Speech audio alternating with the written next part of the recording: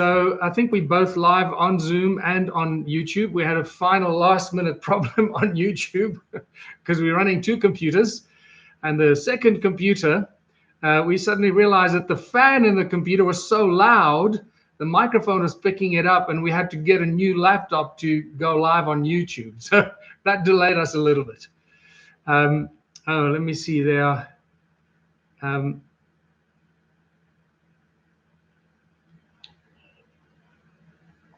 Now, I'm not sure if I still need to admit anyone else, or have we already got a full complement here? I did admit all. So, okay. Excellent. A healthy amount of people. Nobody had questions. All right. So let's get the show on the road. So first of all, welcome everybody. It's lovely to see so many people being interested in this first public meeting. Welcome to our first One Small Town public meeting. It gives me great joy and pleasure and a big honor to be able to share this information with everybody and engage in questions and answers and really spread the message of One Small Town as far and wide as we possibly can. I'd like to also take this opportunity to thank all the people, well, also welcome everyone on YouTube that are not on Zoom. I see there's a huge number of people, so I'm looking at a second computer and it's slightly obscured. So it looks like there's a great number of people joining us on Zoom as well, on YouTube as well. So this is a great indication that the interest is growing and our membership around the world is growing with it.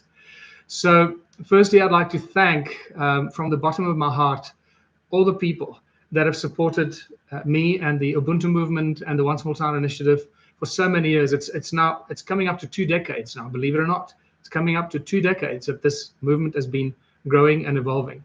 So there have been a huge number of people that have come, into my life and out of my life and into the movement over these many years. And I'd like to thank each and every one of those people that have been part of it and inspired me and helped and assisted and were part of it in so many different ways that kept the movement growing and kept us alive and getting us to this point. It is quite overwhelming that I started in 2005, so 2024 would make it 2 decades, I guess. Starting with a very simple question. What would happen if you removed money from the system? And that led to exactly where we are today. A very long and winding road, a journey of many exciting adventures and learning and many experiences through blood, sweat, and tears that have brought us to this place right now where we believe, and I certainly believe, and many of the One Small Town members and management teams around the world, we now believe that we've reached a stage that it's virtually impossible for One Small Town to fail. I think we've reached a stage where we're going to succeed. It's going to take a mammoth infiltration to make this initiative fail. So it really is up to each and every one of us and everyone in this meeting and all your contacts and everyone that wants to make One Small Town a success to become actively involved and get as involved as you possibly can and help and support and spread the message and do the PR as much as you can on a daily basis. We have to become the seeds of consciousness. We have to become the spreaders and the messengers of the good news. So once again, thanks to everybody that participated and contributed in so many different ways. It's impossible for me to quantify that because there's just been too many people. So I'd like to just very briefly, before we get to the questions and going through those, I'd like to very briefly just go through a little bit of history. For those that are new to the One Small Town initiative, just to understand the really incredible path that brought us here. As I said, from 2005, when a simple question like, what would happen if we removed money from the system? That led to the contemplation of how we would do things without money. And that led to the idea and the philosophy of contributionism, where we as people would have to contribute to the well-being of our community. If there's no money, we would have to do the work and we wouldn't have to wait for someone to give us a job or start a business or or try and find money to pay for things, because if there's no money, then we just have to do it. We don't wait for the money to get the money and then do it. We just do it, right? If you need to build a bridge, I've often think about the pioneers when they were traveling, no matter where, whether it's in the Americas, in Africa, in Australia, when they got to a river and they had to cross the river. Well, did they say, okay, well, now we're in trouble, we can't cross the river, let's find a bank to loan us some money? No, they didn't do that. They got together, they got the smartest people together, those that knew how to build a bridge, and they'd build a bloody bridge. So that's what this is all about. People know how to solve problems. People know how to build bridges. People know how to heal. People know how to educate. People know how to do everything. Unfortunately, the money system has gotten in the way and became the hurdle to progress to all of humanity everywhere. And it's out of this thought that the Ubuntu movement grew, and then eventually in 2016, 2014 became the One Small Town philosophy. So for those that are new to One Small Town and those early days, it really started to grow into a number of lectures that I was doing around the world and talking about what would happen if we removed money from the system, the whole idea of contributionism, how we would have to work together and contribute to the well-being of our community and the well-being of each and every one of us individually, and use our skills and talents. That's when you start to really identify the people's individual skills and talents and abilities and honor and thank them for what they are good at, not marginalize them because somebody that can build a bridge is not good at baking a cake, right? So you got to make sure that people that are good at what they do what they're good at, and don't force them to do something that they're not naturally good at. Unfortunately, society has now driven us to this moment of insanity where we're born into this insane world, and we end up spending most of our lives doing something we don't like, we're not good at, but we're forced to do it. So out of this kind of thinking, all of this has evolved. That brings us to this moment in time where we believe we have the foundation to change the world and make it a beautiful place, the kind of place that all of us believe the world should be. And I believe we're a few months away from really seeing those fruits of our labor of 20 years coming to fruition. So then just a little bit more about the Ubuntu movement. The Ubuntu movement was really launched in 2009 and then became a political party in South Africa in 2010. In those days, I believe that we should enter politics, that we should plant a seed of consciousness into the political beast. And that was a very important period in the evolution and the growth of the One Small Town initiative, because that taught us exactly what not to do. And it taught us that politics is not a good choice. Politics is not the route to take to solve the world's problems, but we had to do it. So what I'm sharing with you here right now is really a journey of discovery and a journey of learning through our experiences, through the hard knocks and lessons and the blood, sweat, and tears, learning what not to do. Because in that process of learning what not to do, you start to realize what you should be doing. And that's exactly where we got to today.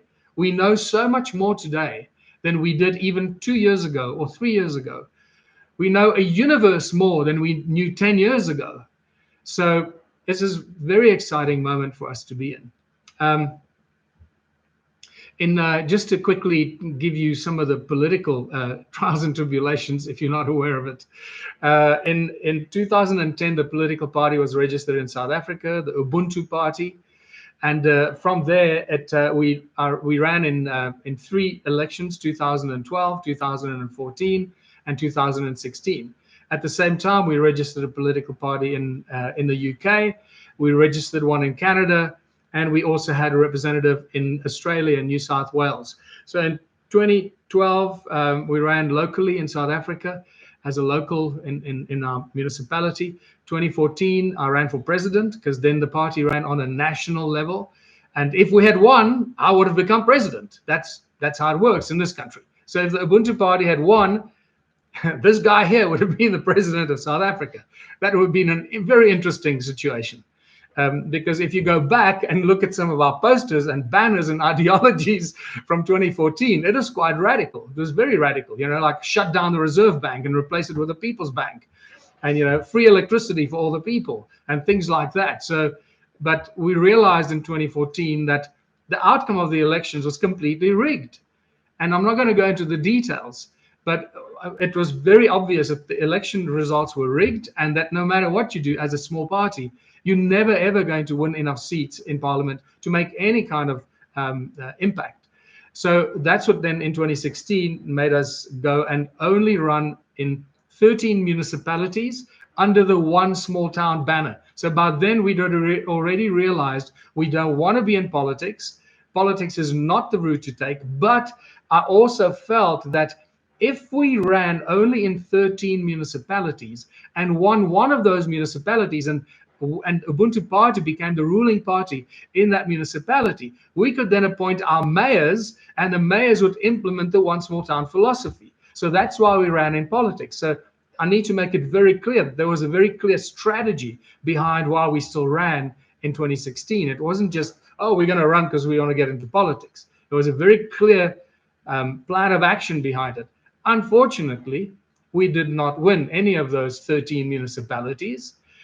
All that we found is that some of our members and some of our candidates who stood for the Ubuntu Party then became victimized and remained victimized for quite a while. And they lost their jobs and their families went into real, hard times. And I had to start looking after a lot of people that fell on hard times because they represented the Ubuntu Party. So I took that really personally. It was a huge,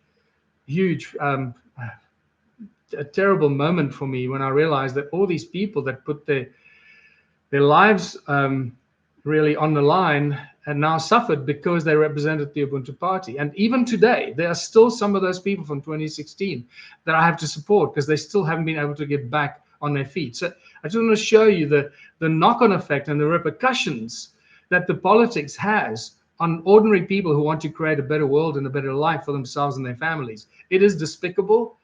It is unimaginable, and that's what politics does.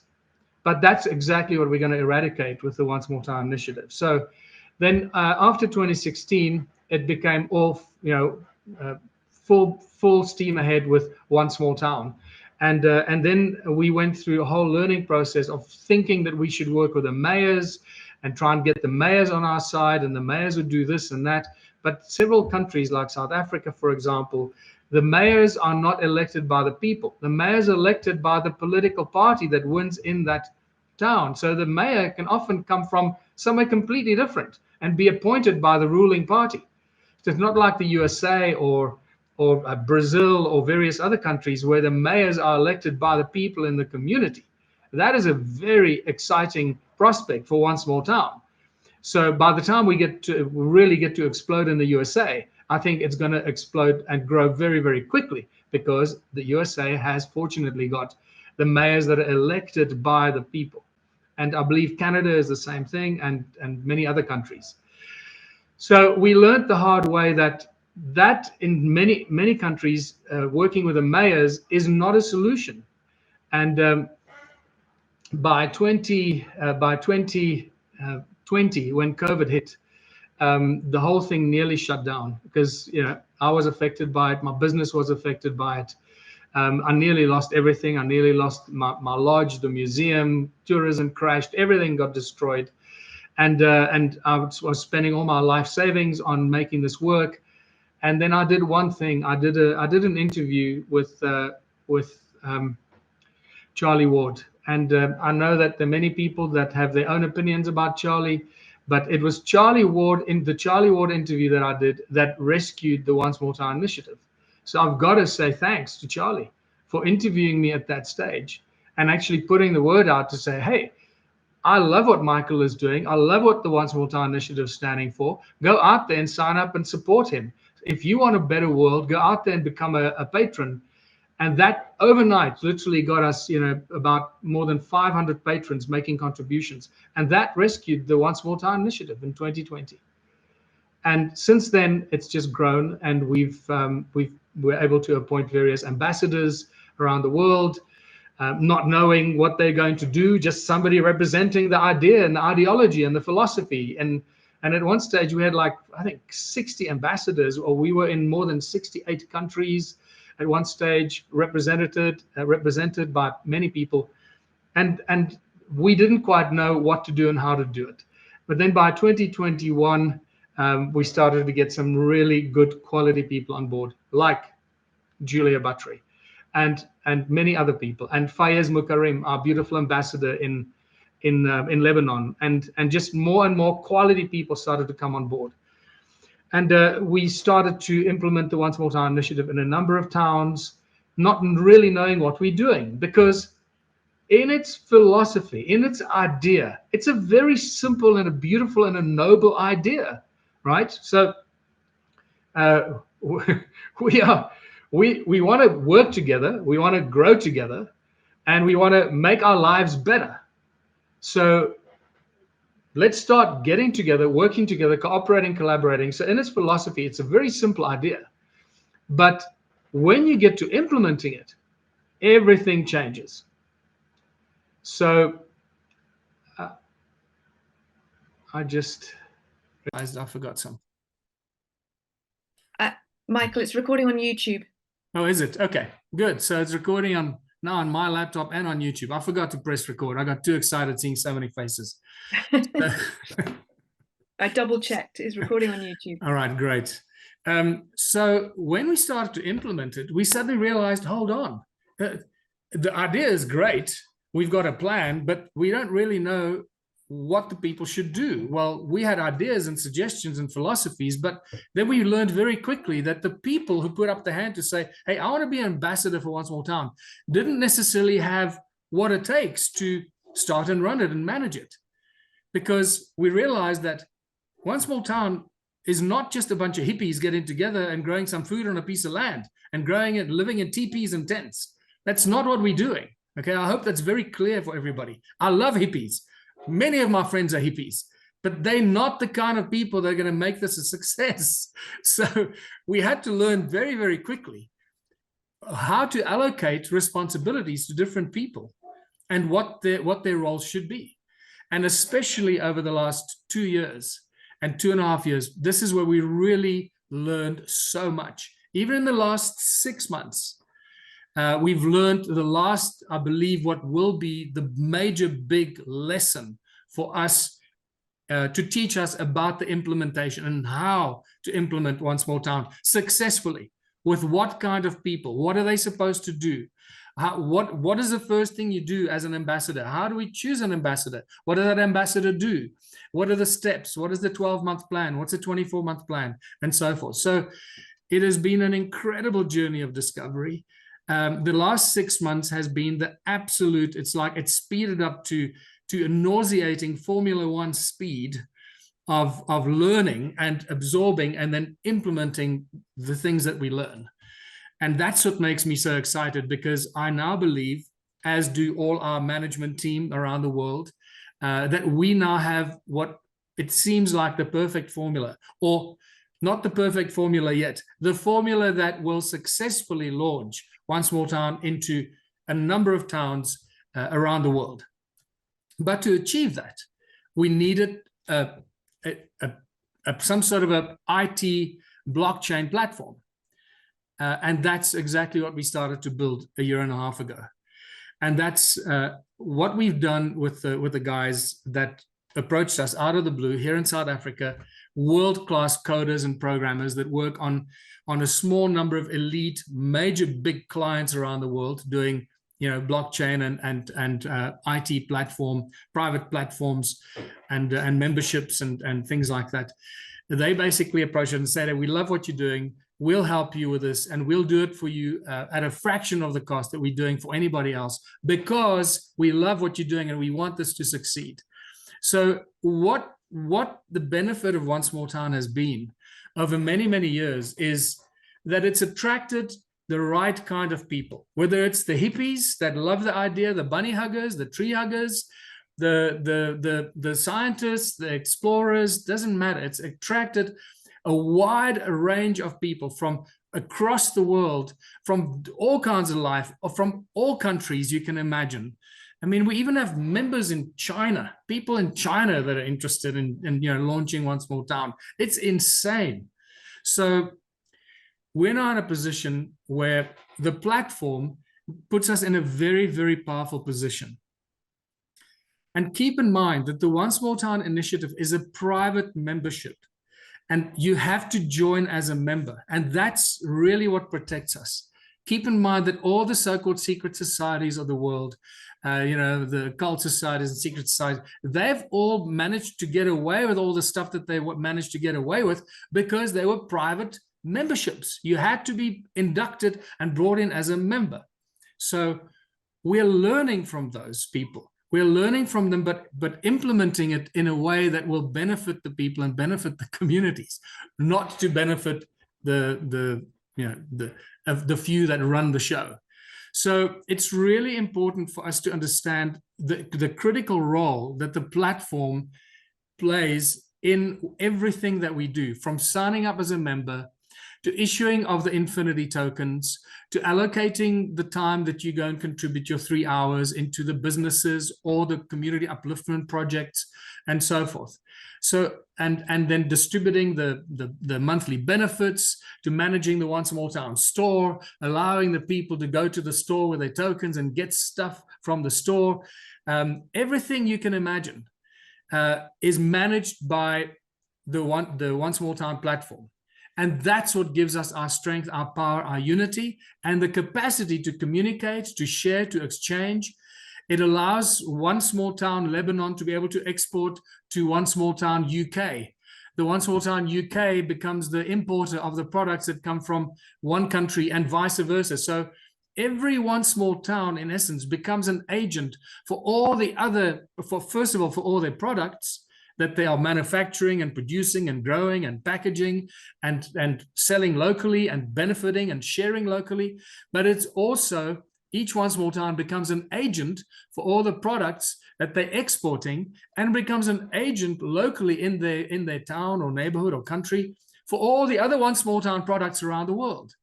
So we've created an incredibly powerful network of people and towns and inventors and farmers and producers and manufacturers and products that now, through the One Small Town initiative, creates an incredibly powerful, and it's going to create an incredibly powerful network around the world, all managed by the platform and the blockchain that runs behind it. So, and it's on this platform and the blockchain that the Infinity token was launched. And the Infinity token, hopefully by now you all understand what that is. Infinity token is what Bitcoin should have been, and unfortunately let everybody down. As far as we're concerned, and certainly as far as I'm concerned, the Infinity token at the moment is by far the most powerful asset-backed community token available anywhere in the world. And it might take a little while still for people to realize how powerful it is, and what it's doing and what it's going to do in the future, because Infinity token cannot exist unless somebody somewhere worked for 3 hours, unless somebody somewhere contributed 3 hours of their time towards their community or towards their community business, not towards some random crap somewhere else. No, it's got to be a community upliftment initiative that you do. You've got to contribute your 3 hours towards your community. It's all logged on the system. No one can cheat it. No one can, try and scam the system. It's not possible. That's how it was set up. So the Infinity token is an asset-backed community token that will never, ever run out. We can't run out of it, or it can't become scarce like Bitcoin and then go crazy and no one can get it. So it's very important to understand the difference between normal cryptocurrencies or other NFTs and the One Small Town Infinity token. It is the token of the people, and we create it with our 3 hour contributions. So the more members there are in the world, the more they work, the more they contribute towards their communities and their businesses, the more Infinity tokens are created and can be shared among people and can be used to help benefit each community. And that brings us now to the very exciting time that we find ourselves in, and that is a whole new strategy of launching One Small Town, with the ambassador becoming literally the CEO of the idea in the town. And the ambassador, as a CEO, surrounds him or herself with highly capable people. And these people are generally, people that are experienced in running major companies or corporations, that have got that kind of mentality, know how to get things done know how to find the right people to get things done, to surround themselves with the most able and talented and gifted people to achieve the goals that we set for ourselves with One Small Town. You're not going to do it with, spiritual people that want to do your tarot readings. We're going to do tarot readings on the side, and we're going to all love that. And we're going to work with the hippies and sing Kumbaya. We're going to get together and make a bonfire at night. But the other time, we're going to get to work, and we're going to work with the guys that know how to start a business, know how to make a profit from a business, and know how to project manage that business, know how to do the accounting for the businesses, and know how to calculate the profits, and know how to distribute those profits to the members of their community. So these are the kind of people that literally launch One Small Town. But included in that team are farmers, are inventors, are teachers, are healers, all the people that we need in our community. But the guys that run it must be the hardcore business people that know how to start something and finish it and make it a success. Part of that process is also community upliftment programs and projects, whether it's cleaning the streets and fixing potholes, helping the orphanages or a community kitchen, or cleaning the parks, or building playgrounds, whatever it is, or sports fields, etc., etc. Arts and culture is obviously very, very important. So we're now at the stage where we're ready to do this. And part of the role of the One Small Town ambassador is to put together a 12-month plan with his or her support team, the implementation team. That 12-month plan must consist of at least 1 or 2 or 3 businesses or business plans, or what we've done in South Africa, for example, in Paris. That team came up with about 55 or 60 businesses that would be suitable for their town after several meetings of the implementation team. They came up with about 60 businesses. And from those, they filtered it down to 3 or 5, I think it is. Well, actually, it's actually even more, because we've already started doing some of those businesses. It might be 10 businesses now that are the most feasible and the most quick turnaround businesses that will start generating a turnover and a profit from those businesses. So those business plans that get written by the business planners in that development team. And now, for example, we have a situation where when those businesses are ready, they've been looked at, they've been approved, they are really great businesses showing a good profit, because good businesses with good business plans attract good investors. And that's what we're going for here. We need to show investors that we're not just a bunch of hippies trying to sing Kumbaya. And I'm sorry if I'm harping on the hippie thing too much, so I'll stop. But we need to show the investors out there that we're very serious about what we're doing, because this is a very, very serious thing that we're doing. It's never been done before. And by the way, while I'm saying it's never been done before, keep in mind that we're doing all of this without a script, without a playbook, with no written directions or instructions. We're literally flying by the seat of our pants. And as somebody recently said to me, we're building the airplane while we're flying it. And I love that expression, so I'm going to stick with that one. And boy, this airplane has already taken flight, and it's flying really well. Now we're getting better at the steering. We're getting better at the, building the landing gears. Sooner or later, we want to land and disembark and have a break. So we're doing very, very well, but we've got to be very focused on what it is that we're doing. So once the business plans are ready and we're happy with them, that's when we move to the very next very important phase, and that is to generate a token for that specific business, just like we have done with the Ras El Mutton Health Center. And once again, I got to say thanks to Fayez Mukarim and the incredible One Small Town members in Ras El Mutton, Lebanon, a beautiful town, ancient, historic town that's 30 minutes away from Baalbek, one of the most important ancient historic sites on earth. So the One Small Town Lebanon is by far leading the way very quickly, leading the way among all our small towns. Let me just quickly give you the success story there. So I think we've got about 1,000 members signed up in Ras El Mutton out of a population of 8,000 people or so. The mayor is a member of One Small Town there. Many of the senior members are people in One Small Town, the educators, the healers, the teachers, many of the youth, all the young people are signed up. So One Small Town Lebanon is about to start releasing their first 3 products and exporting those products to the EU, to the Gulf, and to the UK. And those products are bottled water, pine nuts, because Russell Mutton is a huge pine nut area, and also honey. They've also been working on growing all kinds of other herbs and medicinal plants that grow well in that area. So that's going to create a huge additional revenue in the next 6 to 12 months from oregano that be turned into oregano oil and various other health products and so forth.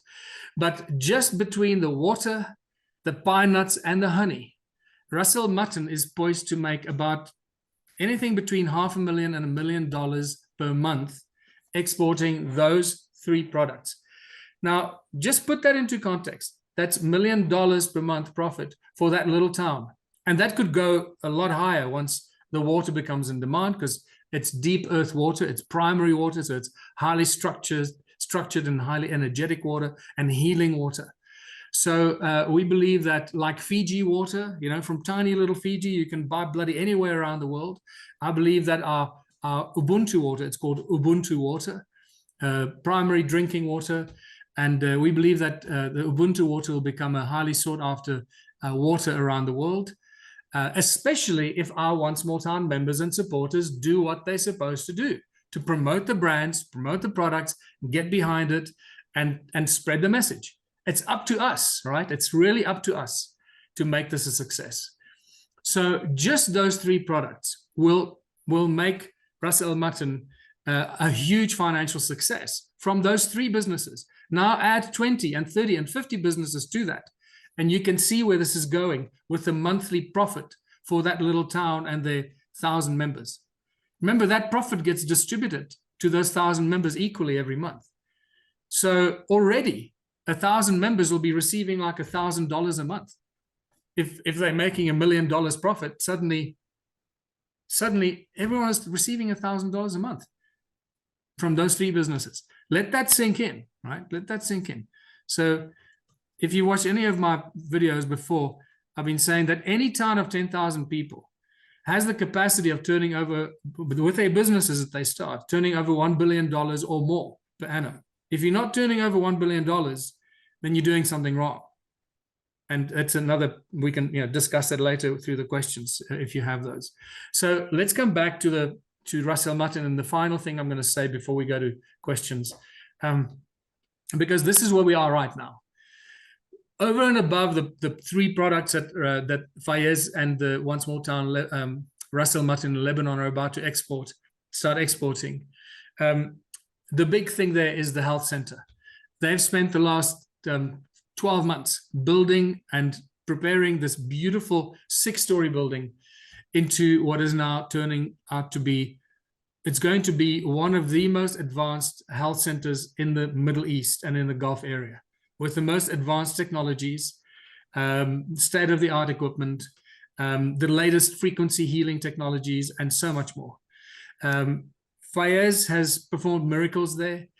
They've already been training nurses that are highly experienced nurses. Now they're learning how to use all these other machines and these other technologies that they've never heard of before, but we know are leading edge, cutting edge, new age healing modalities.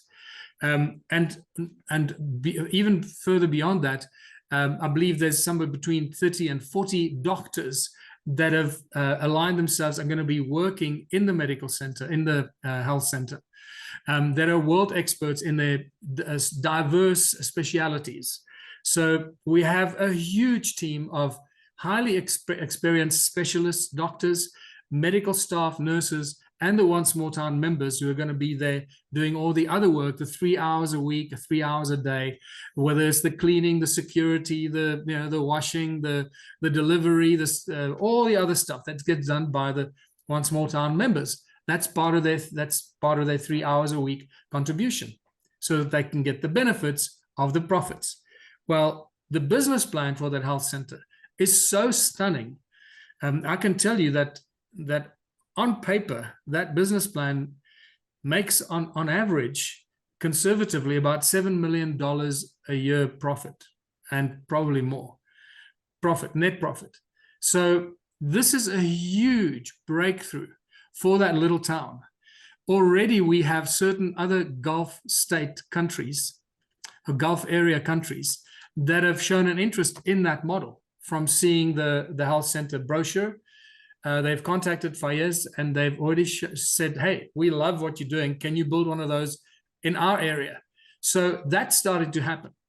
But what we've now done is we've created the first example of how we as One Small Town members around the world help to fund and crowdfund our own businesses. And the health center is the first one. So by now, I trust you're aware that we've launched last week, we've launched the One Small Town Health Center token. We're raising $5 million. So we've issued 1 million tokens at $5 each. And we trust that each and every one here, whether they're watching on YouTube, whether they're in the Zoom call with me here, our role as members and supporters of One Small Town should be single-mindedly focused on making this a success. Because once we've made this first investor token, we call it an investor token, although it's not a direct shares. I'll go into the detail of that later. Let's not get stuck on that. The investor token that you can buy for $5, that is the prototype for every other business in every other One Small Town. We will be helping to raise funds for your business, whether it's a brewery or a hospital or a school or a clothing factory or a horse breeding stables. No matter what it is that you as a community come up with, that you write the business plan for. The business plan is sound and solid. It shows a good profit. And then we raise a token against that business and we release that token for crowdfunding from members and supporters and investors around the world. That's how we fund and crowdfund our businesses. This system does not exist anywhere else. This is a whole brand new way for One Small Town members around the world to be able to crowdfund and fund our own businesses. So my message to everyone here today and everyone that watches this video in the future is, this is probably the most important thing we need to do right now. If you want to make the world a better place, if you think One Small Town is a great idea and you'd like to be involved, you'd like to make it a success, do one thing. Go out and buy a few health center tokens, the Ras El Matan health center tokens. So we can sell those 1 million tokens, we can finish that health center and move on to the next One Small Town business. That will ensure that the members of the community and those people that bought the tokens start getting their annual returns, their annual payouts. Because remember, when you buy the token, that's not a donation. It is an investment into that specific business. And 30% of that business is allocated towards distributing 30% profits of that business. 30% of the net profits from that business is then allocated to be distributed to all the token holders that bought those tokens. So you can do the numbers. If we're doing $7.5–8 million a year profit, and 30% of that gets distributed to 1 million people, and you bought a few tokens, you can do the numbers. This in any investor's world is a very, very good investment. So hopefully this will set the tone for what we're doing with the businesses, the business plans, and the tokens that we use as a mechanism and a tool to fund and crowdfund our own businesses. And once we've succeeded in the first one, I believe this will create a domino effect and a completely new way for members and people in small towns to be able to really activate their communities, activate their towns, and stimulate the growth in their towns by doing these business plans and also raising the funds for those business plans. So I think I have covered pretty much everything I wanted to cover before I open the floor. So I think. Well, shall I interject here, Michael? Yes, with some of the please do. questions? Firstly, there is I've been existing in 2 dimensions here, one on Zoom and one on YouTube. And I can see there's an amazing amount of people on YouTube from all different countries and lots of positive comments coming there. There's probably some questions we can pick out after this and notify people on YouTube. On Zoom, you just forgive me for a minute while I scroll up. I have answered a couple of questions on Zoom, just very briefly, directly to the people that have asked them, but let's cover them all, as we go through. So just bear with me. Julie, will you read the questions? Because I'm too hyper right now. It's probably not a good time to read questions. I psych myself. I'll read them, and then we can deal with the answers. Okay, bear with me because my mouse isn't working very well. I see there's a question. Am I able to transfer money without a credit card? Let me answer that right up front, because that's a question I can see. The answer is absolutely yes. Please go to our website. First of all, remember, you've got to be a member. You've got to first sign up as a member. So everything in One Small Town. So this is why it is becoming, and it will be, a very, very strong global movement. We're doing what the secret societies have been doing for years. We've created a private club. Everything, you can benefit and do anything you want, but first become a member. Then everything is available to everyone.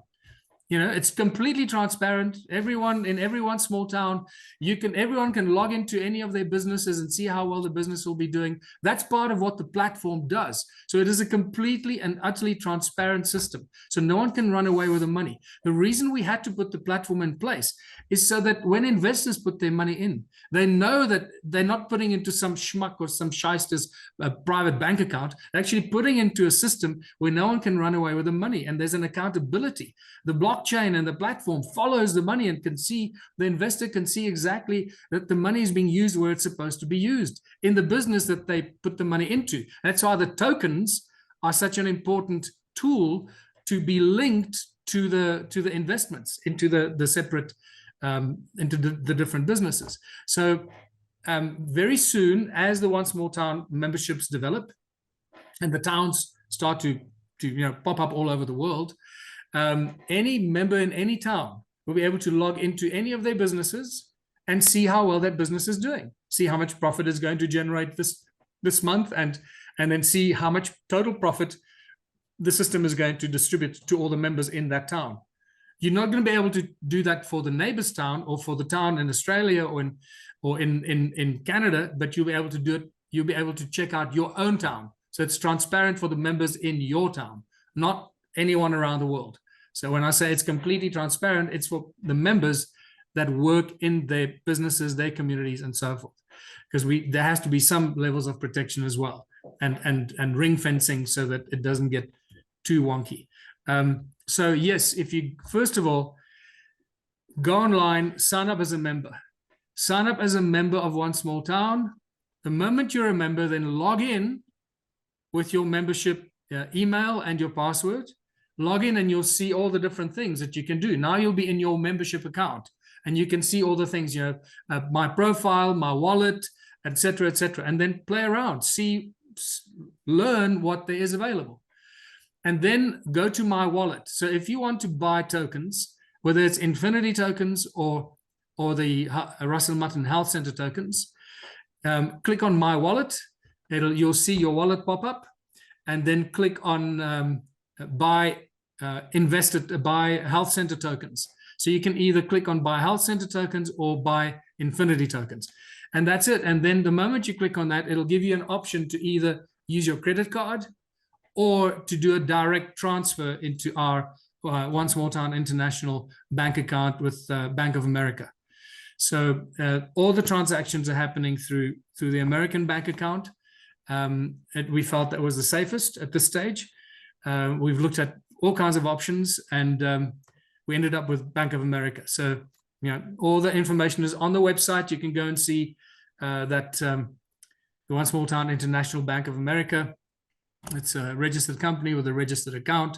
It's a Florida registered company, and our partner Travis, who's been with us since 2016, has done tremendous things. Oh, by the way, Travis actually ran for the mayor of Austin, Texas, in when was it, 2017 or 2018? I see Rita's face there, and Rita is laughing and nodding because she was all part of it at the time. And Travis ran as for mayor in Austin, Texas, and believe it or not, he got close to, I think, 8,000 votes. That's a lot of votes for an incumbent person that's a nobody. That's a lot of votes, and he ran purely on the one small town promise and the one small town ticket. So it shows you already in 2018, I think it was 2018. How much support that idea already had. So right, so that was the answer that. So that shall I go? question. So the first question comes from Daria in Glasgow, Scotland. How do we tackle age diversity in OST where there is an issue when there is an issue regarding this? For example, on the first UK call, the vast majority seem to be senior citizens. I have some ideas that I would like to research further. Speaking as a senior citizen, Daria, I'll just give you a bit of a hint. So, as you know from that first British Isles call, we are building up awareness.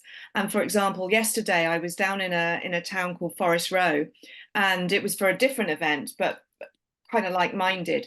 And I just sat in a coffee shop there where they were all people of your kind of age group.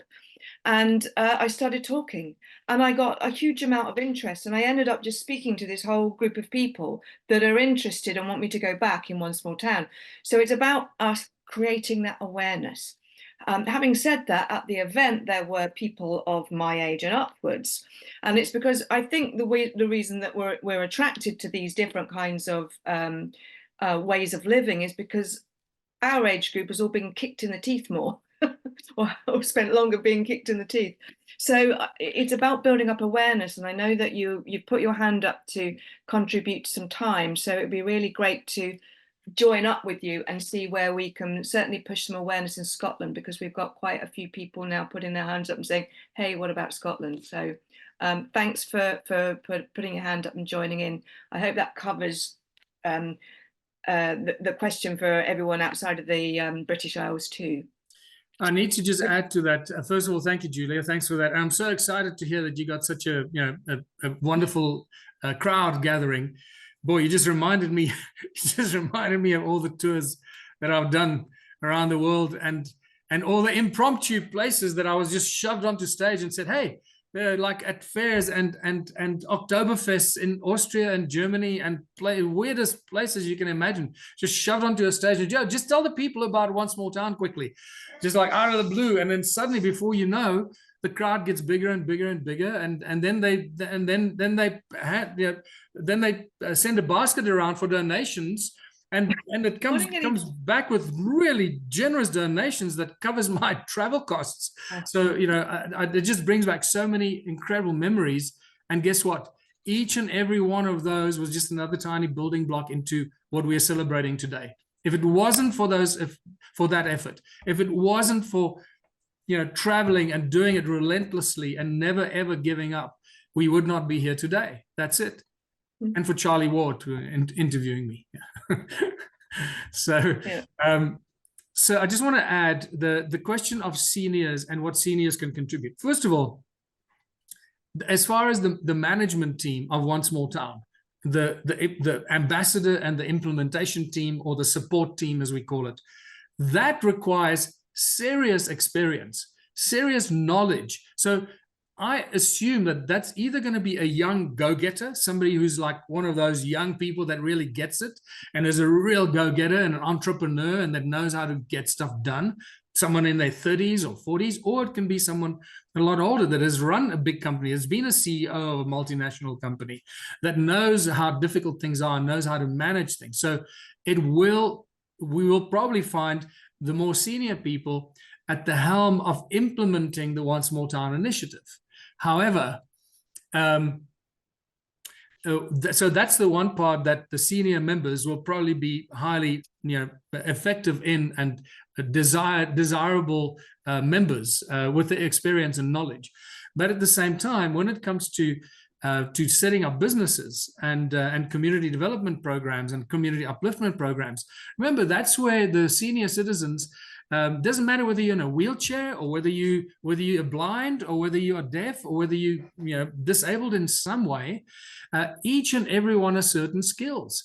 And that's up to the community and that management team when they come up with the business plan and the 12-month and the 24-month plan for their town. It needs to include and incorporate the ideas and the business plans for people like that, like getting a bunch of people that can't walk around the table and make them make doilies or knit socks or package tomatoes or something, you know, or those that have got IT skills can do PR, or those that are old designers can do wonderful designs. Everyone has a skill, and it's up to you and your community and the ambassador to get the best out of the people. So we never, ever turn our back, ever, on anyone. Doesn't matter whether they're young or old or disabled, or doesn't matter. So this is why the One Small Town initiative is so powerful and so inclusive. It invites, it never, ever excludes anyone.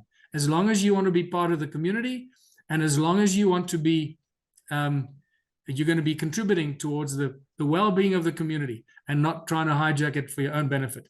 And let me tell you on that note, we have seen over the years, many, many people trying to join us and trying to push us into, you know, using One Small Town into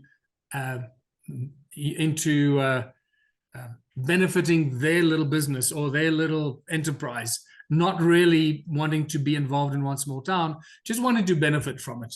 So it's very important to understand that everyone is invited, no one is ever excluded, but you have to do what you're supposed to do. You have to contribute towards the well-being of your community.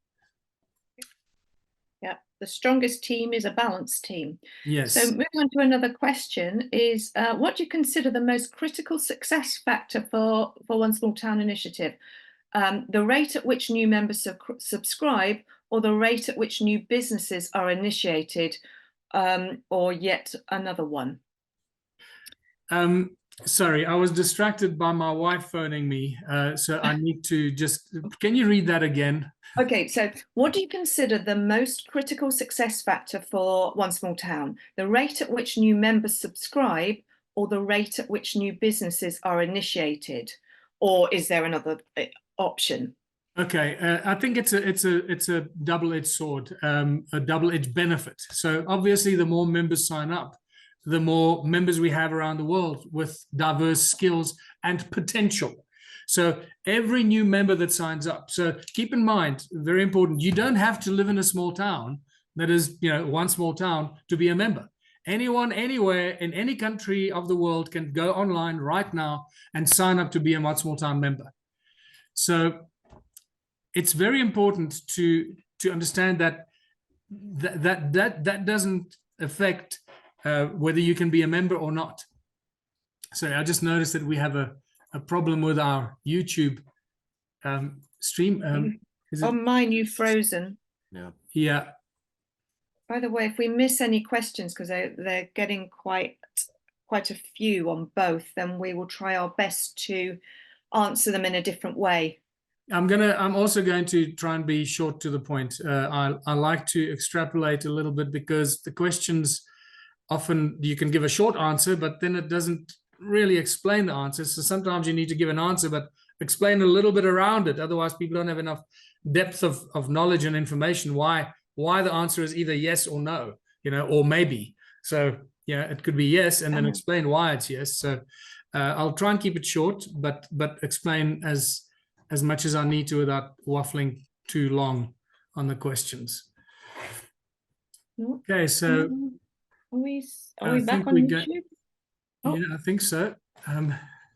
Is it? Hi, Gayton. I can see you on YouTube. Sorry. Yes, Gayton was just setting up. There we go. We're going live again on YouTube. Okay. Let me just. Maybe the algorithms there picked up something you said about members. You see, they censoring me, censoring what I'm saying. Okay. Wow. That would be interesting. On a Sunday too. But it says that we're live. So, all right. So I believe we froze there for a while. So just for the sake of people on YouTube, I'm going to go back to this question and just say that anyone, anywhere in the world can go online right now and become a member. You don't have to live in a small town to be a member. And the members around the world make the community strong. And the members around the world can buy infinity tokens. And the members around the world can then at a later stage use those infinity tokens. So if you live in a small town, then that's obviously different. Then you can be a member and then also participate in the different businesses and the community upliftment projects in your town.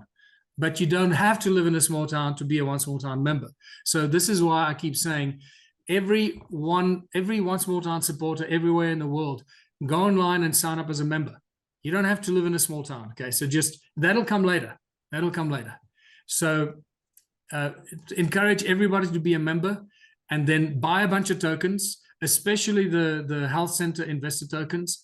Please get those so that we can get that that health center funded as quickly as possible, and create that incredible example to the world how we help to crowdfund our own businesses. And remember, it's going to be a very good return in participating in buying those tokens for the token holders, right? And then secondly, so the question was, is it more important for members to sign up or the businesses, the number of businesses that we launch? It's really, it's both.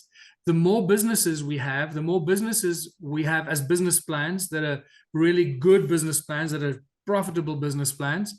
And again, it could be anything. It could be a small business plan from $10,000 to $1 billion. It doesn't matter.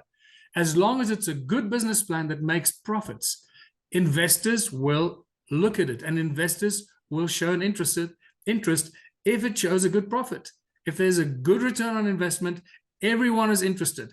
That's why good business plans will bring us good investors into the small towns. So that's critical. Understand that. So the more good business plans we can put out there and launch the tokens to help fund and crowdfund those businesses, the more success we're going to start getting, and hopefully that's going to grow exponentially. And very soon, as these businesses become successful and start giving very good returns to those that have bought the tokens, we hopefully are going to see a stampede for every future new business that is launched on the One Small Town platform. That's what I anticipate, and that's what I've been saying for many years now. Once the conscious billionaires and conscious millionaires realize what a powerful and brilliant investment opportunity the One Small Town initiative is, that is a lot safer than NASDAQ, a lot safer than many of the big investment opportunities out in the world. Once they realize that when you invest in a small community and you partner with an entire community, it becomes a very powerful partnership for investors. I expect we're going to see a stampede of investors into small towns. And I've manifested this many, many times. There are more multimillionaires in the world than there are small towns. So I'm hoping we're going to get to a stage where there are too many millionaires and not enough small towns, and they're going to be fighting about which small town they're going to grab and invest into and make it their town. That's the situation I want to get to. And I believe we're going to get there. It might not be next year. Maybe. Who knows? I'm open to be surprised. So let's move to the next question, Julia. Okay, so we're going to make them quick fire answers. Yeah. Susie Tyson, I would like a platform where we can converse with one another and share ideas, etc. Well, that will come eventually, because there will be you'll be able to message each other within the platform. But for now, I think you may be a British Isles member. For now, what I think each ambassador will do is set up things like Telegram chat groups to enable people to come together in their localized groups. So, that we're in the process of making sure that those happen.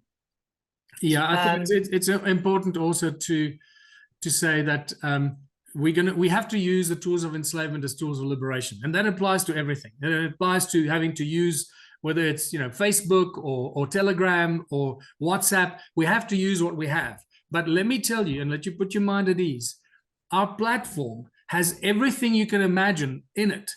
we have a WhatsApp or a Telegram kind of communication system within our platform, so that once you are a member, at some stage when we have the capacity and when we have enough coders, we can afford to pay more money, we'll be able to then activate our internal One Small Town communication,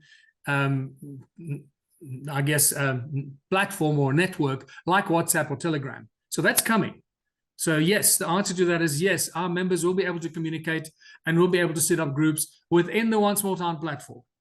Everything you can imagine, whether it's sales, inventory, warehousing, distribution, paying out dividends, monitoring the tokens, monitoring your digital wallet, the tokens that you've earned, or if you bought something at the One Small Town store, all of this goes through the platform because it's all interconnected. And that's why it makes it so powerful. We're not dependent on anybody else. Okay, so next one from David Trotter, who I believe is in the USA. Is the platform currently set up to allow exchanging Infinity tokens for investor tokens, either by like a direct trade, or do you have to sell your Infinity tokens in order to buy the investor token? Does that make sense? Very good question. It's come up a few times now. So keep in mind that the investor token is a completely separate thing. The health center token, let's call it the health center token, is a completely separate thing from the Infinity token. And we, as One Small Town, we're not a bank. We're just the facilitators of the tokens. So the One Small Town trading platform is there to place your tokens for sale to a willing buyer. So a willing seller, willing buyer. And that's why we're not like other trading platforms or trade exchanges that can be crashed. You can take your Bitcoins. If I had 1 million Bitcoins today and I went onto a trading platform and I sold my Bitcoins for $10 each, tomorrow the value of Bitcoin is gone. It would have crashed. It's gone. I can, in one fell swoop, jeopardize and crash the entire Bitcoin empire. Well, that can never happen in the One Small Town community, in the members on the One Small Town trading platform, because there's a minimum price that you have to pay, that you have to sell your tokens for, because we can't undermine and undervalue our members' 3 hours sweat equity and the labor. It has to retain its value. So there's always, I think it's like 90% or 85%. So you can sell your Infinity tokens for, I think it's 90% of the value that it's trading, that it's being sold for. And that's it. So no one can ever go and crash the system. But it does allow people who at some stage, when it starts to really flow and people are selling and buying more tokens, and there are no more tokens available because we've sold the 24 million tokens. Maybe I should just explain that a little bit.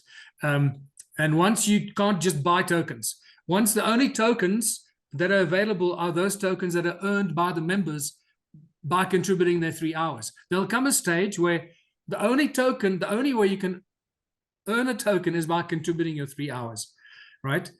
And at that stage, it'll become a very, very powerful tool to have. Right now, we're still in the process of selling the first 24 million tokens. That is our seed capital. Okay, it's very simple. It's seed capital. We've issued 24 million tokens to sell. So we got funding to help run and manage One Small Town, set up businesses, help the communities. And that's what we're using and spending money every month. We never have enough money. If we sold all 24 million tokens right now, it'll give us a lot of leeway to go and launch this a lot quicker. But right now we're doing it on a monthly basis, as much money as we get in. Once these first 24 million tokens have been sold, then there's no more tokens. We have no more tokens to sell.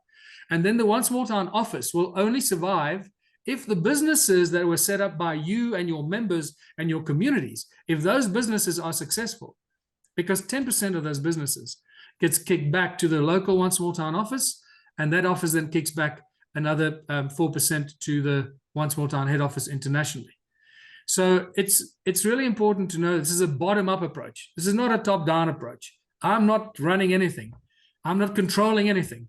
The people in their communities control and manage their businesses. They make them successful. They make as much profit as they can. And then from that profit, they pay us, they pay me They pay the One Small Town management team at the local office and the international office. It's really important to understand that. But we've given ourselves the 24 million tokens to help hopefully raise enough capital for our office to survive, to make this a success. And after that, no more tokens are going to be able to be sold by the One Small Town office. So at that point, every token holder, I'm talking about infinity tokens. This is our reward system, our exchange between the One Small Town members around the world. At that point, the only tokens available on the One Small Town platform will be from members who want to sell their tokens. And if members don't want to sell their tokens, then you ain't going to be able to buy any infinity tokens. Can you see how powerful that is? This is really, really powerful. You can earn them, but you don't have to sell them. Because once you've earned them, you'll be able to go to your local One Small Town store. You can get whatever you want using your tokens. You can exchange the tokens with other members of your community for whether it's a car or a bicycle or a TV or a hairdryer, whatever the hell, food, doesn't matter. You can exchange the tokens with other members. So you don't have to use any money. And this all happens on the platform in your digital wallet between members directly. Or you go to the One Small Town store, and there you can get things off the shelf and pay with your infinity tokens in your digital wallet. So this is really important. So to answer the question, can I trade the infinity token for the health center token? The answer is no. The health center token is owned by whoever bought it, and you can't go onto your wallet and exchange it for the other. The infinity token is in your wallet, and that is the reward that you get for your 3 hours contribution towards your community. The health center token now is a token that will give you an annual income from the profits of that health center. So you can sell that health center token to anyone who wants to buy it, but you can't exchange the two, one for the other. So you can take, if you got 100 tokens, I think I was one of the first people to buy 100 health center tokens. So I wanted to lead by example, and I expect each and every one of us here to go out there and buy $100 worth of tokens. That's a minimum you can buy. Please do that if you can, or buy more. If you can buy 10,000 tokens, please do it. We need to support ourselves and help ourselves.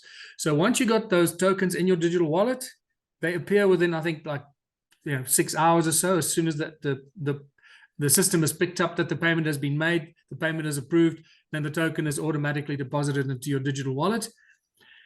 Then I can do whatever I want. I can send that token as a gift to anyone, as long as they're a member. I can send that token to anybody who is a member and has a digital wallet. So I can buy tokens and then gift them to my wife or my family or my son, and they can live anywhere in the world. And now suddenly they become a shareholder or a profit share benefactor from that health center in Ras Al Mutton.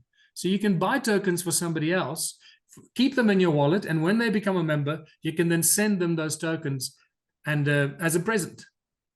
Or you can sell them. You can exchange them. You can sell them. And I hope I explained that.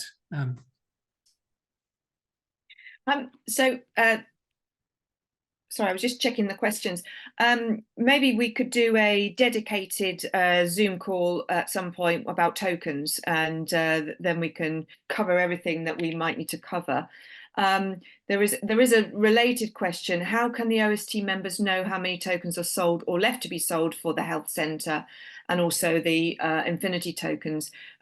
Is that via the algorithm? Or is that the value, really, isn't it? So it was a question. So I was busy reading a question. That was a very naughty thing. They're coming in from everywhere. I was even busy on my phone. A question on YouTube, and behaving very badly here. Focus, Dillinger. Yes. So the question was, how can the members know how many tokens are sold or left to be sold for the health center? Good question. Obviously, we know at the back end, but it's something that we've been sort of trying to keep protected, because it's you don't always show your hand.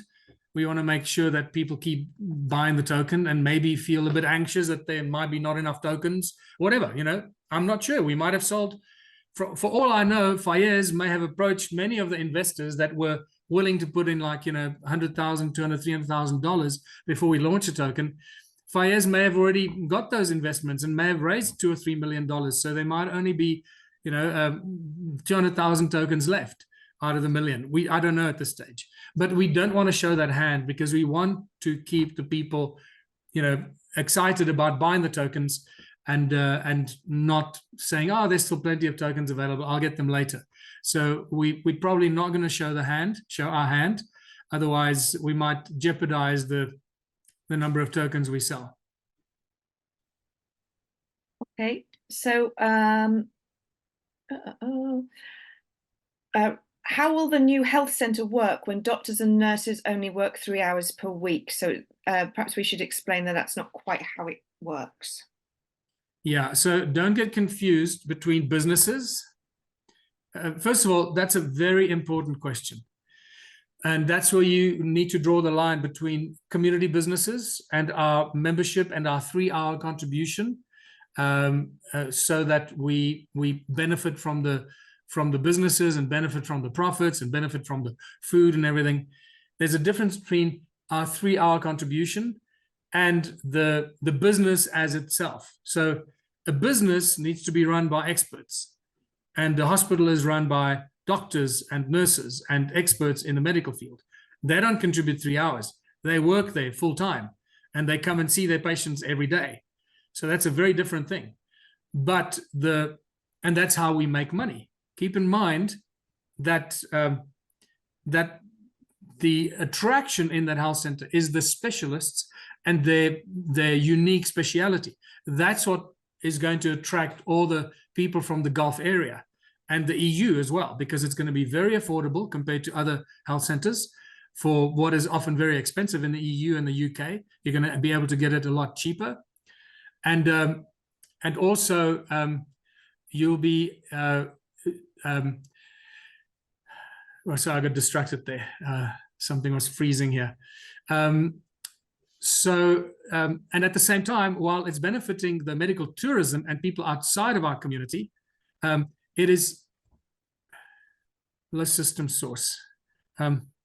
Sorry, I'm how are we doing with the battery there? Oh, yes. Okay. Yeah, the gremlins. Yes. All right. So I'm back. I'm back on Zoom again. So sorry for this little interruption.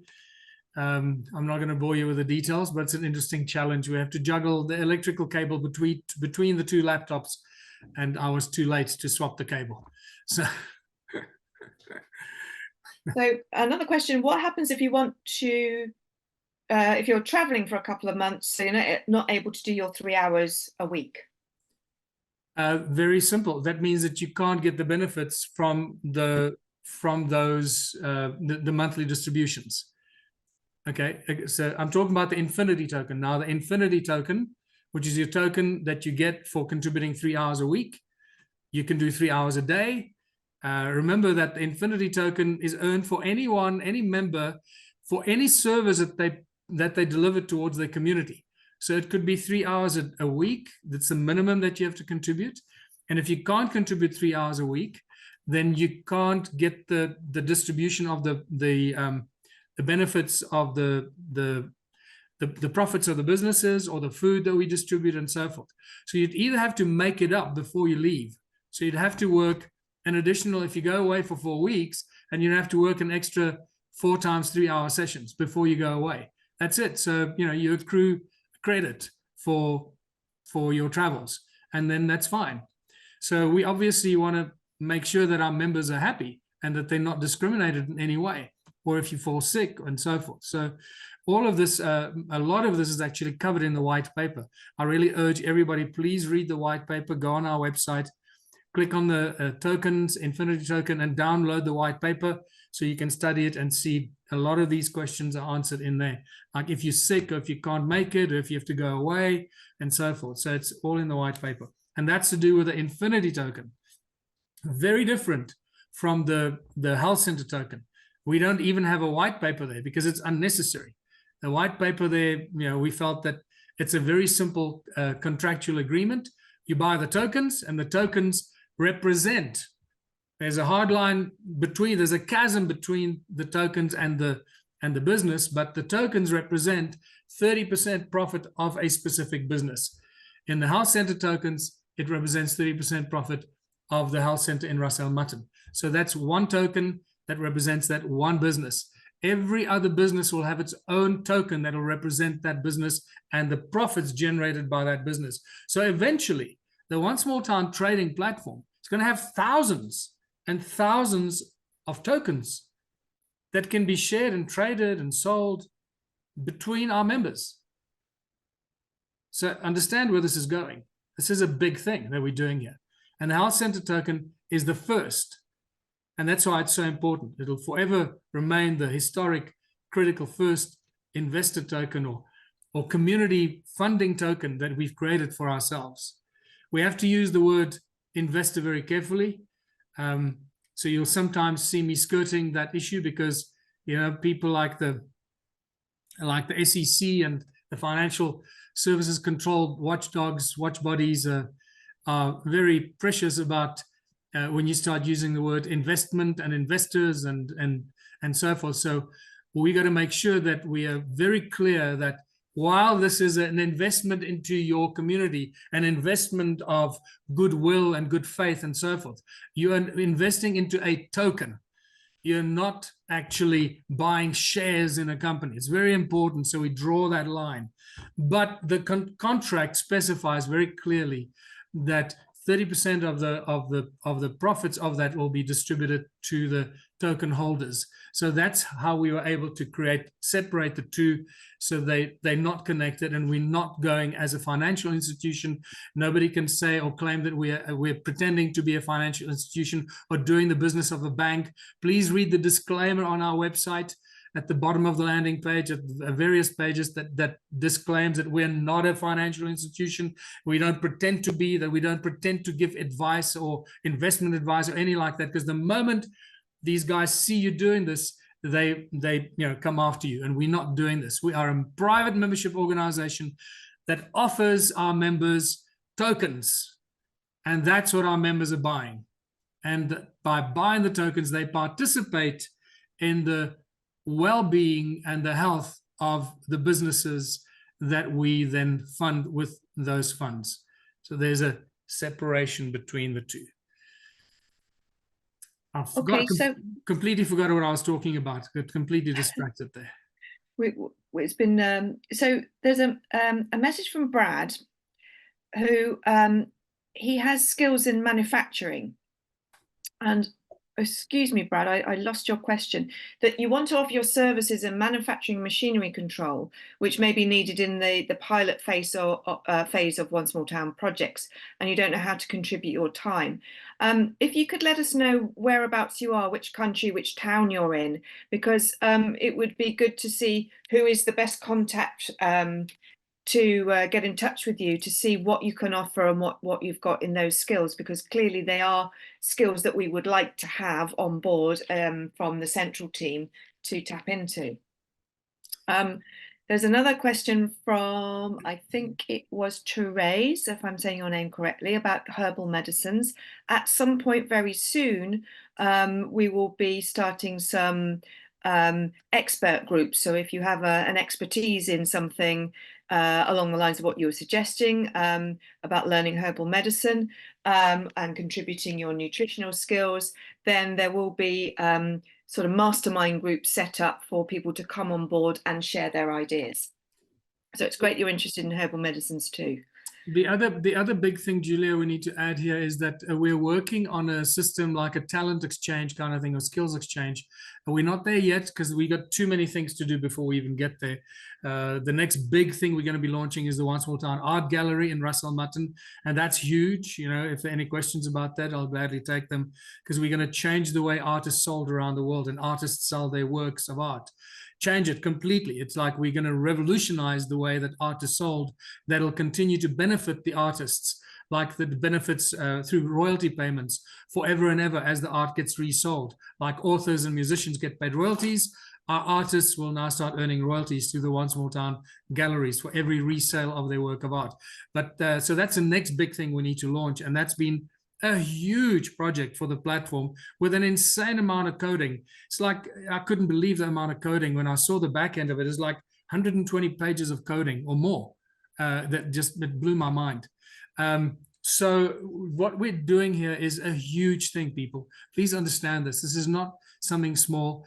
To come back to, and I lost my train of thought already. Sorry, it was about the skills. The skills. So Okay. we're working on the skills exchange thing where our members can offer, like on a, I guess an online store, can offer their skills, whether it's psychology, whether it's God knows what, anything that can be done either virtually or physically, locally. If you're close by, you can do it physically, but where our members can offer their skills in return for tokens. So again, it's going to be tokens shared and exchanged between our members, because now you can take those tokens and you can do something with them. You can go to a One Small Town store and get stuff from the store. And the One Small Town store thing is quite a new thing, because it's taken us quite a while to figure out how the store is going to work. How are we going to make this work? Because we don't want to work with fiat currency. We want to work with the tokens that the people earn, and that the people earn, and now they want to be able to use the tokens.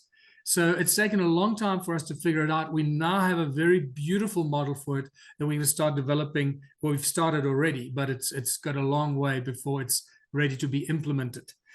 When I say a long way, it could be 6 months or so before we're ready to implement the first One Small Town store. The exchange of talents and skills and talents. What I'd like to say to somebody like the person who says he's got manufacturing skills, it's really important for people to start taking charge of their own environment, their own town. Don't constantly look outside. Well, where can you go and help this one small town there? No, look at your town.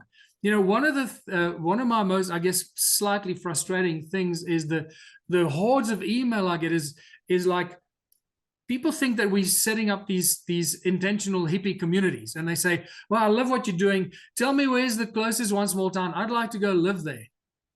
Say, well, it doesn't work like that. It's like, this is not a hippie community. It's not an intentional community. We're taking existing small towns and communities and turning them into places of prosperity and abundance on all levels for all the people in those communities. So if you have special skills like manufacturing skills, then say to yourself, okay, well, maybe I'm the guy that has to become the ambassador in my town.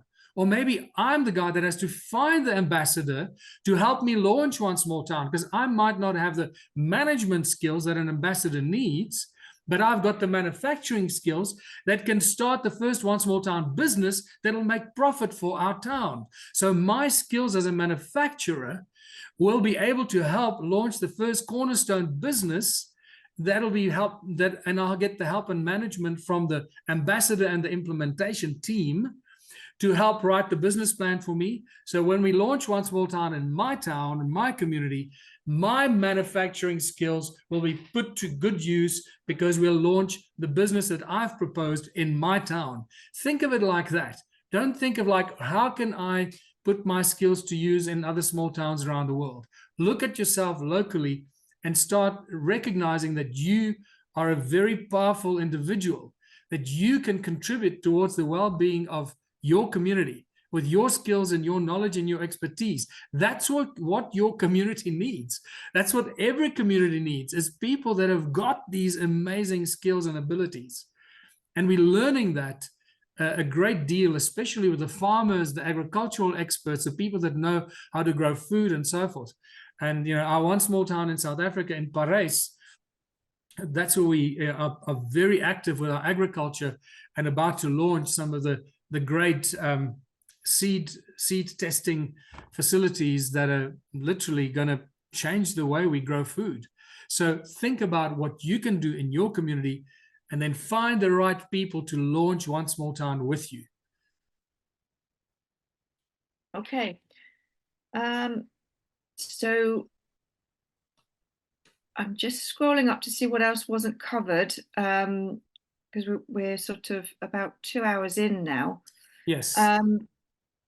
There was something from Patricia about a residency permit. I think Michael probably just answered that, in that it's not about sort of traveling to one small town and using it to get your residency. That has to be done by you, outside of us, unfortunately. So we did the manufacturing, we did the banking side of things, credit cards. Yes, we don't change things by fighting. Let me There's a see what vast amount of questions there are. information. Can you see any questions on YouTube, Julia? Do you... My whatchamacallit machine died. All right, so let me just see if there are any questions on YouTube, since we've Oh yeah, are you back? There's nice compliments. Oh, there's a complaint on YouTube that says the character limit on YouTube is really annoying. Okay, hopefully it's not on my YouTube. Hopefully it's on YouTube general. So here, Vinny says, I'm just reading across here from the YouTube. Vinny says, Stuart, I've worked within the IT industry all of my career and tend to play the devil's advocate within my area of expertise. Okay, I don't know what that is. Sorry. So there's lots of statements rather than questions. Okay. Which and there's some of them are agreeing with what you're saying and saying hello. So we've pretty much covered everything I can see, and apologies if I've missed anything. All right. So if there's anyone that has asked a question here in Zoom, if there's anyone that's asked a question that we didn't cover, would you mind just putting it again in the text so we can go through one or two? There's a question. What are the plans regarding electricity? Okay, very important question. It is a huge thing. In fact, I'm going to expand this question to technology as a whole. Yeah, we get very few people that attack me, or very few people that have a go at me, because the idea is so noble and it's so awesome. Unfortunately, if you can't fight the idea, you attack the messenger. So for many years, I've been the focus of attack. Attack Michael and make him look like a bad person, because we can't attack the idea of one small town, because the idea is sound and solid. And so I've come under a lot of attack, but recently somehow it's slowed down. But just a few days ago, somebody emailed and said that I've been making all these promises about technology and all this, and we haven't delivered anything. And my answer to that is, dude, do you have any idea how much technology we are working with right now? Just because you're not aware of it doesn't mean that we are not succeeding with it. Please understand this. So this is a statement for anyone that's wondering about what's happening with technology. First of all, we are now working with a number of technologies that we are busy developing, but we're pretty much keeping that under wraps until we're ready to release it, because some of these technologies, very, very well, people die every day because of some of these technologies. They simply disappear, or they just stop, or they whatever. So we're being very careful about what we share about some of these technologies. And I share as much as I can without jeopardizing the safety of some of the people working with us. But what I can tell you at the same time is that the biggest problem with technology is not getting the technology to market. We have a very simple plan in the One Small Town Initiative, because our plan is that it has to benefit the people. It doesn't benefit me or the One Small Town office. It must benefit the people. And if we can't launch it in a way that it benefits the people, then we can't launch that particular technology. Now, not all inventors are of that kind of thought. So we have dealt, and I have dealt, especially over the last 15 years, with dozens and dozens, probably hundreds of inventors, from the health industry to the electricity to desalination, water purification, to all kinds of stuff, healthcare. And unfortunately, the problem 90% of the time, or more, 99% of the time, the problem lies with the inventors. And I can't stress that enough. It's the inventors that ultimately prevent us from moving ahead, because they either get spooked or they get scared off. And I must admit, it's been quite shocking that some of the people that we worked with just disappeared. And this is why I know how serious this is. They either disappeared or they very, very spookily told us never to call them again. And they never can talk to us again. And after several weeks and months of preparation, things like that. So when we talk about developing technology, please believe me that we're doing everything we can. We're working as fast as we can, but 99% of the time, it is the inventors that are the problem. They're either too ignorant to know how corrupt the world is, or they are too scared and they don't want to, they go so far and then they get scared and they pull back and they don't want to, go further, or something else happens.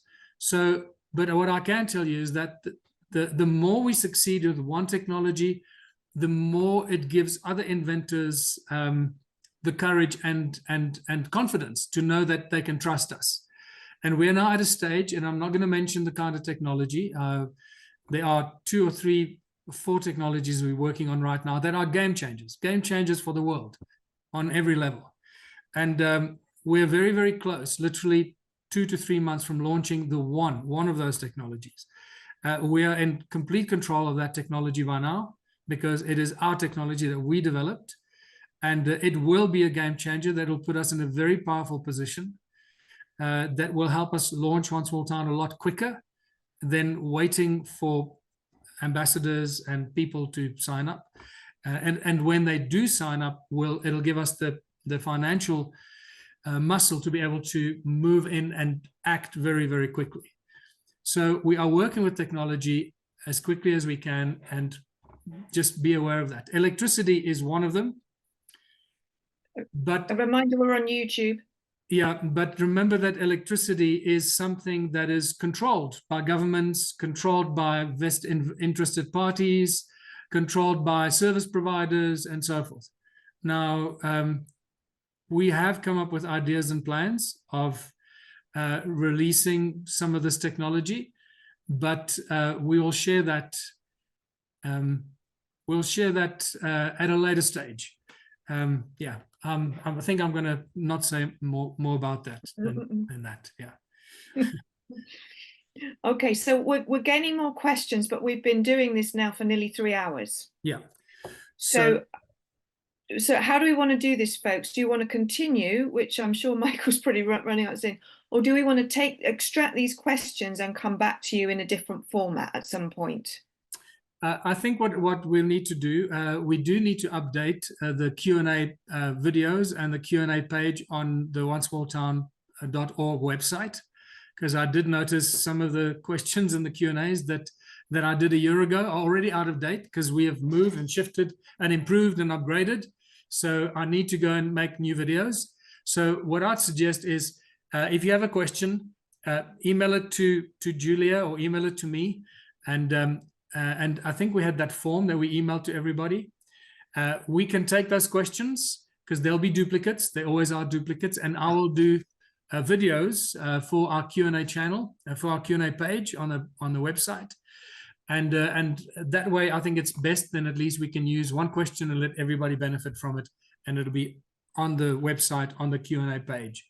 Yeah, I can probably extract them from here, because I can see there's people telling me that I've missed some that were at the top of where I scrolled down from. So I do apologize for that. This is my question was posted at the beginning. And they're good questions as well, like how can I get involved in the art gallery and things along those lines. So why don't we come back and mop up all the questions that we haven't managed to answer today, and get you those answers in one format or another, whether they're written or whether they're video. Does that sound okay to everyone? I saw one thumbs up. Where we go one, we go all. So I assume that's thumbs up from everybody. From the States, probably. So I'd like to also just thank all the people on YouTube. And I know that I didn't focus on any of the questions on YouTube. So thank you for everybody that's joined us there. The one question I can see there, will this video be available somewhere? Yes, it'll be available on YouTube, and it'll also be available on the One Small Town website, probably via YouTube or as its own video that'll be loaded on our platform. Remember, our platform is the home for everything. So all these videos, like everything else, ultimately ends up on our platform in our own private, safe environment. So no one can delete them or just remove them. And that's how we protect our intellectual property and protect conversations and videos like this and meetings like this. So I think then we're going to call it a day. And thanks everybody for joining us on YouTube. It's absolutely awesome to see so many people. And thanks for everyone here on Zoom. Sorry about the little glitches. I promise I'll get a new power cord for the other laptop. My wife stole it. She's using it on her laptop. So, damn. There's a message that says, "We love you, Michael," on here. Well, I love you all equally. And I can't tell you how grateful and honored I feel that so many people over so many years have followed and supported this initiative to get us to this point where we are virtually over what is called the Rubicon. We're about to slide down the other side. We've been pushing this up the hill for so many years. I'm so tired of pushing. I must tell you, there are days and times that I just break down and cry because it's simply completely overwhelming. But I do believe that we've reached the plateau. I'm now pushing this with many other people like Julia and our members. We're pushing it on a horizontal plane. So the energy required is a lot less, but we're right on the verge of that Rubicon. It's going to start rolling down the hill and start picking up its own momentum. And if we as One Small Town members can support the health center token as our first priority, let us sell and buy those first 1 million tokens. That is our first objective that we need to achieve. After that, we're going to start picking up momentum. We're going to be releasing some of our new technologies. That's going to put us into a very powerful position that we can help every One Small Town that wants to come on board launch very, very quickly and effectively with their own cornerstone businesses that make profits from the word go, which means we can launch thousands of small towns very, very quickly in many, many countries. That's how far we've come.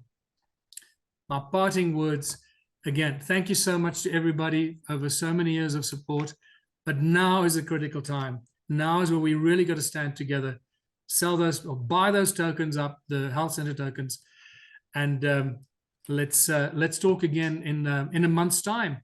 Let's do another one of these live calls in a month. Let's do them once a month so we can go through questions and answers. Now we've learned a little bit about how to go live on Zoom and live on YouTube.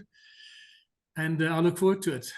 Thank you. It's great to see so many wonderful, shining, happy, smiling faces, because we have a solution. We have a solution to the problems that face the world.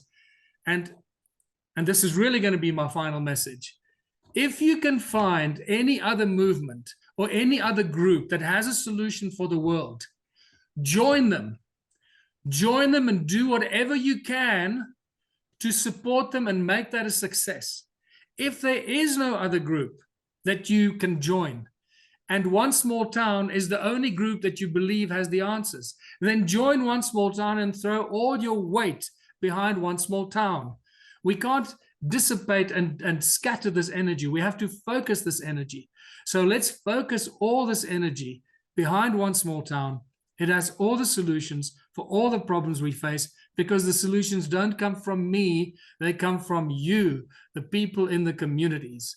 And on that note, I'm going to say thank you and goodbye until next time. Thank you, everyone.